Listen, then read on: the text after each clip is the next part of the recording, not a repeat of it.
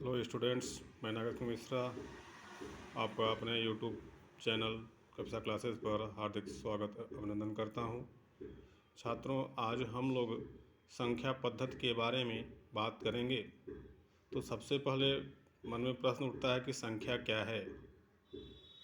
तो संख्या की हम परिभाषित करते हैं आपके सामने कि संख्या वे प्रतीकात्मक हथियार, इसको टूल्स कहते हो, है जिसकी सहायता से विभिन्न राशियों के मूल्य, मान अथवा मात्रा को प्रदर्शित किया जाता है।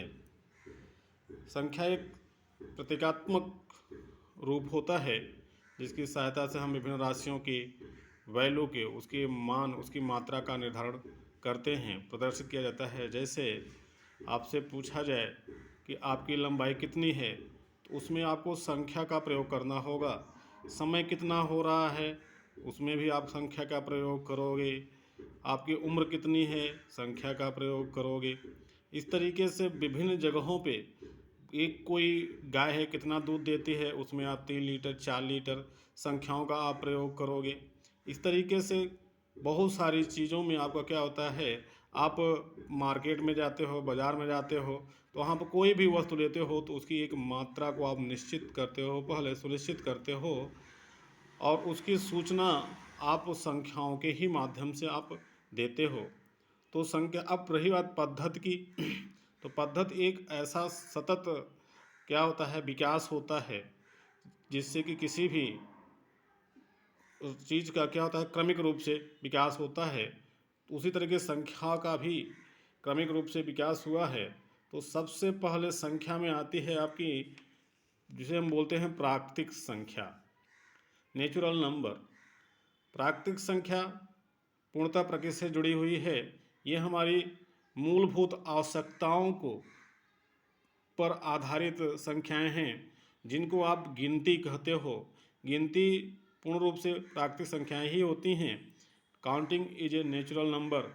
गिनती में जो आप किसी वस्तुओं को गिनने में जो आप जिन संख्याओं का आप प्रयोग करते हो वो प्राकृतिक संख्या कही जाती है। जैसे आपको आम गिनना हो तो प्राकृतिक संख्याओं का 1 2 3 4, आप कक्षा में छात्रों की संख्याओं का मान पता करना हो तो आप 1 2 3 4 से गिनना शुरू कर देते हो। तो इस तरीके से ये सारी आपकी क्या होती हैं, प्राकृतिक संख्याएं होती हैं।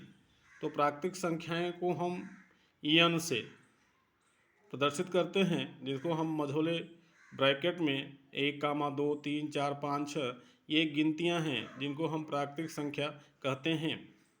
इसकी जो शुरुआत हुई थी वो हमारे क्या होते हैं, चरवाहों के द्वारा भेड़ियों और बकरियों को गिनने में प्रयोग किए जाते थे। अब सबसे पहली प्राकृतिक संख्या 1 है। सबसे पहली और सबसे छोटी प्राकृतिक संख्या 1 है, और 2 3 4 ये सब लगातार एक एक के अंतराल पर क्रमिक रूप से आते रहते हैं। प्राकृतिक संख्याएं अनंत हैं, इनकी संख्या अनंत होती हैं। अब इन्हीं प्राकृतिक संख्याओं का बंटवारा 2 प्रकार से किया गया है।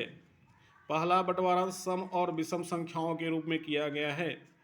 तो सम संख्या, इवन नंबर इसको हम बोलते हैं, तो वे आपकी प्राकृतिक संख्या होती हैं जो दो से पूर्णतः विभाजित हो जाती हैं, अर्थात 2 से भाग देने पर शेषफल 0 प्राप्त होता है, वो सम संख्या कही जाती हैं। उदाहरण जैसे आपका ये, इन्हें हम चूँकि इवन नंबर कहते हैं इसलिए कैपिटल ई से सम संख्याओं के समूह को प्रदर्शित करते हैं। 2 4 6 8 10 12 और भी ऐसे 14 16 18 बढ़ती चली जाती हैं। तो पहली आपकी जो सम प्राकृतिक संख्या 2 है, और ये 2 2 के अंतराल पर लगातार आते रहते हैं, और इनकी भी संख्या असीमित होती है, अर्थात अनंत होती हैं। अब दूसरी है आपकी विषम संख्या। विषम संख्याएं वे प्राकृतिक संख्याएं होती हैं जो 2 से पूर्णतः विभाजित नहीं होती हैं, अर्थात इनमें 2 से भाग देने पर हमको शेषफल 1 प्राप्त हो जाता है, और अर्थात 0 प्राप्त नहीं होता है। ये विषम संख्याओं को समूह को हम ओ से प्रदर्शित करते हैं सामान्यतः। ये 1 3 5 7 9 11 13 आदि होंगी। पहली प्राकृतिक विषम संख्या 1 है, और ये लगातार 2 2 के अंतराल पर प्राकृतिक विषम संख्याएं भी आती रहती हैं। अब दूसरे प्रकार से भी प्राकृत संख्याओं का विभाजन किया गया है, जिनको हम कहते हैं अभाज्य संख्या और भाज्य संख्याएं। तो प्राइम नंबर, अभाज्य संख्या को हम प्राइम नंबर भी कहते हैं। तो अभाज्य संख्याएं वे संख्याएं होती हैं जो केवल एक और स्वयं से ही पूर्णतः विभाजित हो पाती हैं, अर्थात एक से अथवा उस संख्या स्वयं से भाग देने पर शेषफल शून्य प्राप्त होगा, अन्य संख्याओं से भाग देने पर शेषफल शून्य प्राप्त नहीं होता है। ये अभाज्य संख्याएं हमारी कौन सी हैं? 2 हैं, 3 हैं, 5, 7, 11, 13, 17, 19, 23, 29, 31, 37, 41, 43, 47, 53 और आदि भी हैं। अब इसके बाद भाज्य संख्याएं होती हैं। तो अभाज्य संख्याएं के अलावा भाज्य संख्या वे संख्याएं जो एक एवं स्वयं के अतिरिक्त अन्य एक अथवा एक से अधिक संख्याओं से पूर्णतः विभाजित हो जाती हैं, वे भाज्य संख्याएं कहलाती हैं। अब उदाहरण के रूप में 4, 6, 8, 9, 10, 12, 15, 16, 18, 20, 21 और ढेर सारी अभाज्य संख्याएं हैं, भाज्य संख्याएं हैं। अब हम कुछ नोट पॉइंट पे बात करते हैं। नोट पॉइंट में ध्यान रखना है, पहला क्या, वो एक के बारे में। एक संदिग्ध संख्या है, न तो ये भाज्य संख्या है और न ही अभाज्य संख्या है। इसको यह न तो अभाज्य संख्याओं की परिभाषा को संतुष्ट करता है और न ही भाज्य संख्या को, इसलिए इसे एक अलग ही बिरादरी में रखा गया है। इसे ये कहा जाता है कि यह अभाज्य संख्या नहीं है, अर्थात 1 is not a prime number. दूसरा हमारा नोट पॉइंट है, केवल 2 इकलौता सम अभाज्य संख्या है।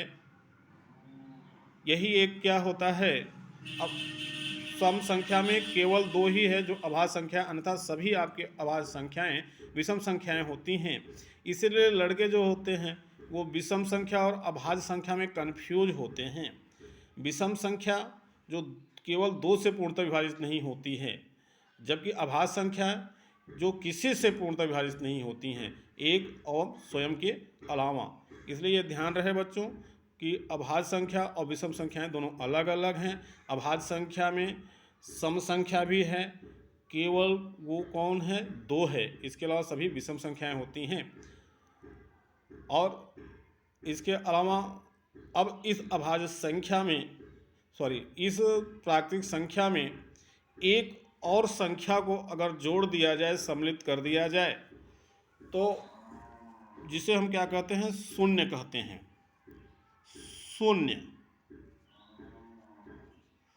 शून्य के बारे में कहा जाए तो ये आपकी क्या होती है, इसका मतलब क्या होता है, ये एक ऐसे परिमाण को प्रदर्शित करता है जो कुछ भी नहीं होता है। शून्य मतलब नथिंग, कुछ नहीं। शून्य का मतलब नथिंग, कुछ नहीं, कोई परिमाण नहीं है। अब शून्य को भी अगर प्राकृतिक संख्या में शामिल कर दिया जाए तो इस समूह को हम बोलते हैं पूर्ण संख्या, होल नंबर। क्या बोलते हैं, होल नंबर।